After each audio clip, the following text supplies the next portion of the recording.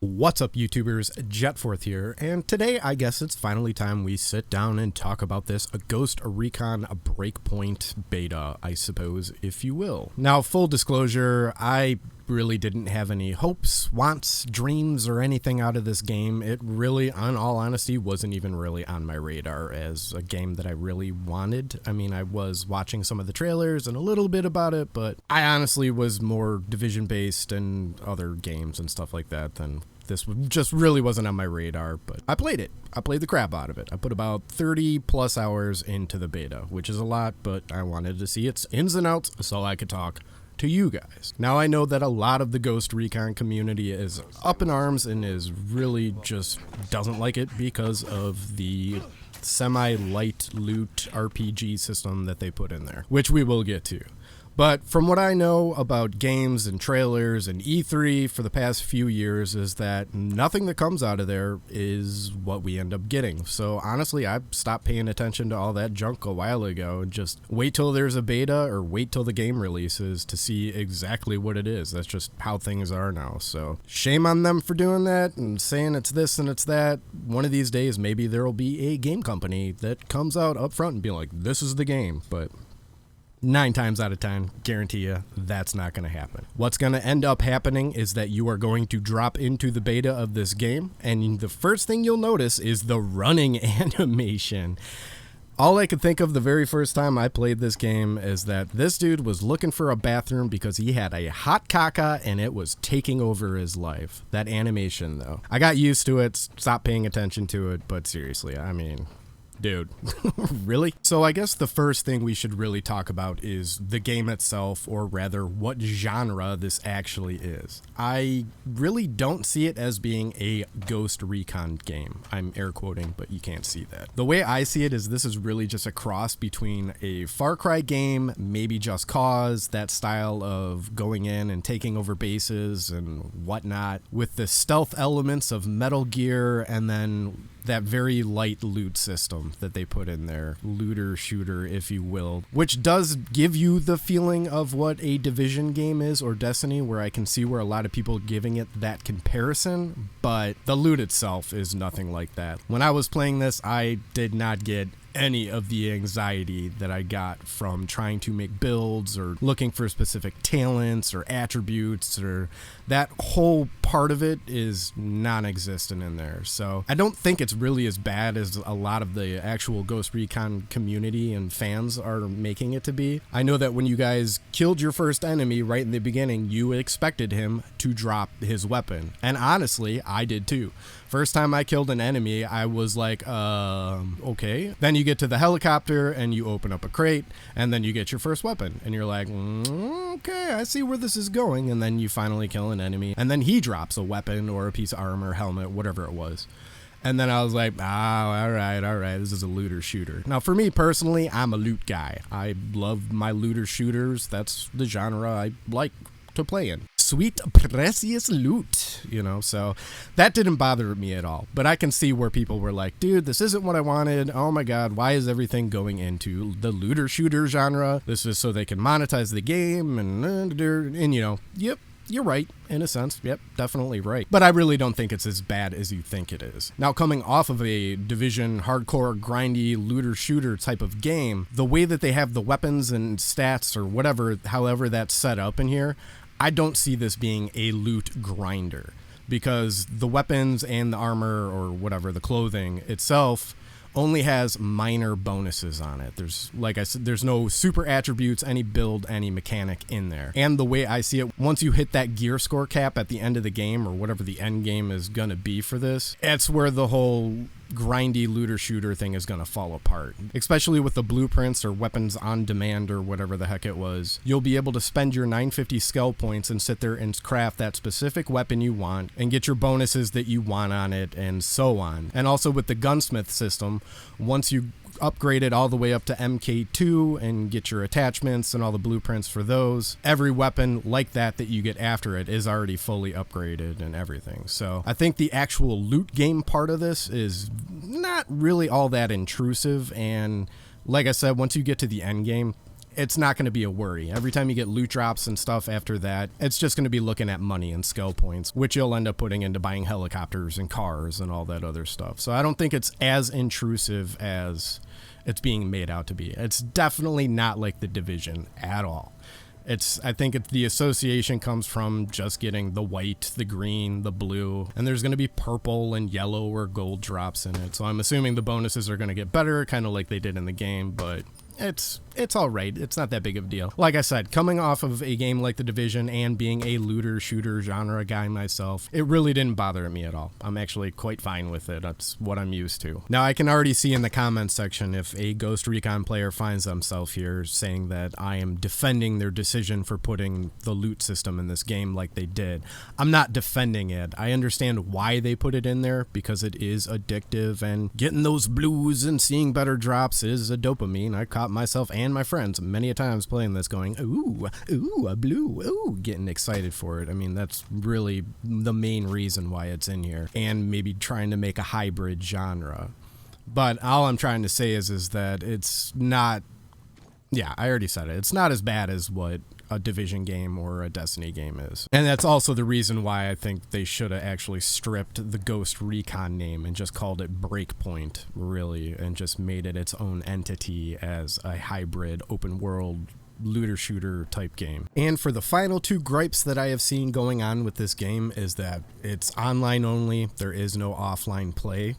I don't know what to tell you about that. I think you're going to be seeing a lot more of that with any of these games that we play. They're going to end up being online only, whether it's for the monetization, the store, the player hub, incorporating the PvP in it, or however that works out. Yeah, unfortunately, no offline mode. And the final bit of it is that there's no AI. You have no AI characters to play with, which is a big deal for Ghost Recon games, and I know with the alpha a lot of people complained, and they are eventually going to be putting it into the game. When? I do not know, but they are going to be putting it in. Alrighty, off of the loot and the Ghost Recon community issues and this really kind of not being a Ghost Recon game, but onto my biggest gripe that I absolutely have with this game. The controls and or the player movement in this is just atrocious. I think it's just, I feel like I'm trying to steer a freight train while you're playing this. It's really clunky, really just, that needs to be tightened up. When you take your hand off of the controller or try to stop running, turn right to left, you take another 2 steps after that.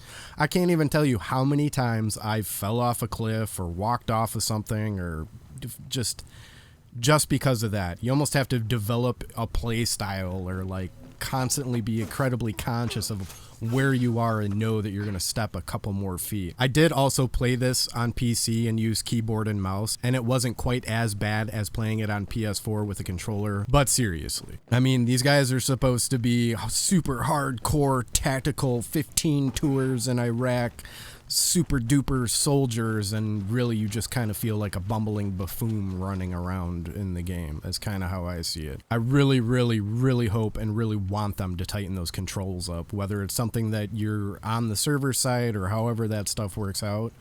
Please tighten up those controls. Please. Because with that and magnetic walls, you have created the most obnoxious, horrifying villain in the game, which is a doorway. Magnetic doorways. It's funny, but seriously. Now, for your transportation, the cars, the motorcycles, the helicopters, I think those were pretty decent. They are alright. I mean, the motorcycles were a little bit funky, but I mean, it's a motorcycle, so I don't know. Another small thing that bothered me was your camera angle, or not so much the angle, but how close you are zoomed in on your back.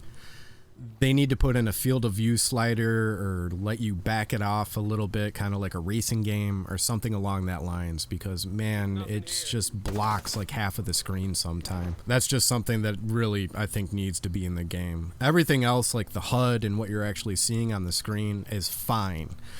It's kind of big, it crowds it a bit, but there are so many settings in the game to adjust it, change it, take this off, move this and that in there, that you can pretty much rearrange the entirety of it to where it will be however you want it. So at least that's in there, but the default setting of that, yeah, the HUD is very crowded, but again, you can fix that. It's not that big of a deal. On to the game itself, I guess. I did actually really enjoy it, but I do like the style of, like I said, a Just Cause, Far Cry, taking over the bases. I did like sneaking in and using the little torch to cut the fences, and the Wildlands style is kind of in there. It is in there, really. But I did really overall enjoy the actual game itself. One of my favorite parts about it is unguided missions, where you actually have to use the map, find clues to go where you're going. Even just wandering around, just trying to figure out where on earth you were supposed to go, and then you fall in a hole and you're like, oh, found it. There's the bunker. Almost died, but I found it. I really enjoyed that part of it, because I'm always a big fan of puzzle solving and stuff like that, and I like that they incorporated that in this game. Now, you can put on guided mode, which I'm also glad that's there, because if you ever get stuck and you're just like, where the hell is this place? You can just throw that on and it'll put the little icon on the map and where you're supposed to go. But I did really enjoy that aspect of it. That's honestly one of my favorite parts. As for the whole prone camo thing, it's really cool, but you don't really use it a whole lot unless you're just trying to avoid the stupid drones flying in the air, so you don't have to deal with wolves and stuff. So that's interesting. It's a cool mechanic. It's just, I don't know, they didn't incorporate it well enough into the game. Maybe when we get the actual campaign, there's going to be stuff where you actually have to use it to sneak into stuff or whatever, you know, like they showed in the trailer with the guy hiding underneath the tree and stuff like that. Maybe we'll see where that all goes. The overall weapons themselves were rather satisfying. I enjoyed them. I know that I've heard some complaints that stuff gets bullet spongy and stuff like that, but it wasn't really that big of a difference between when they spotted you and you were still in stealth. I mean, there's a slight minute difference there, but it was fine. I enjoyed it. It was fun. The behemoth drones and all the other drones, yeah, definitely bullet sponges, but I mean, they're tanks. You kind of got to blow off their armor to be able to start hitting them in the engine or whatever their inner parts. I didn't mind it. I know some people are complaining about it, but I thought it was kind of fun, actually. You know, it's other than just one-tapping everything in the game. You actually had a pretty beefy fight on your hands, so it was cool. Thumbs up from me. Alright, and this video is starting to become way longer than I wanted it to be, so I am going to start skimming through some of the final bits of it. The overall character creation was really generic, but I don't care because I'm always going to end up wearing big-ass masks and try and look all super cool and evil and dressed in black. The character customization, as in what you're wearing, I thought that was pretty awesome how they did it, where you can select whatever pants you want to wear, the backpack, your chest pieces, and as you're picking up loot, you can keep that gear on, but actually equip the new gear so you can still get your gear score up or whatever. I really like that. It's really cool. That's just... yeah, I really liked that. It was good. I'd like to be able to look like a total badass in games and not continually have to flip through gear in looter shooters, even though I know a lot of people don't like looter shooters. But the skill tree and the perks that you can unlock are pretty good, but in the beta you could unlock all of it. It was just very specific, you know, with how many skill points you got. So again, that's something that we'll have to revisit again with the final game and see how well everything does, how all the classes work and all that stuff. Because I only really played Assault just for the extra health, because, you know, I'm a scrub. But, you know, my friends were playing the sniper class and one-shotting helicopters with the TAC-50, which was pretty funny. The gunsmith portion of it was pretty decent, with upgrading them up to MK2, where you're giving them more accuracy and faster reload times and whatnot. Also unlocking and being able to put on all of your attachments. If you do play this, I highly recommend the grenade launcher, because it was a hell of a lot of fun trying to blow up my friends. Sorry, Pac. I did also like that you could individually paint each piece of the weapon, which was pretty cool. I don't know, whatever. I know that's kind of nitpicking, but it was cool. I like that they have the bivouacs where you can craft and eat food and give yourself little bonuses. That's definitely a lot on the more RPG side of it, actual RPG side of it. But I mean, yeah, I guess that's about it. All I really wanted to address with the game. Honestly, the biggest thing that I am worried about with this is the amount of bugs and glitches that were in the beta. Now, I know a lot of everybody, and even I use it from time to time, as it's a beta, you know, they only have a month left to fix all this stuff. I don't honestly know if I've ever played a beta that had that many bugs and glitches in it. I mean, it was just an absolute mess. I don't even think the Division was that bad, really, but I'm overall concerned with that, especially being a live service game and how these games release now. I really do not think they are going to be able to fix all of that within a month span, less than a month. I hope they are able to fix more of the bigger bugs and glitches that were in it, and I guess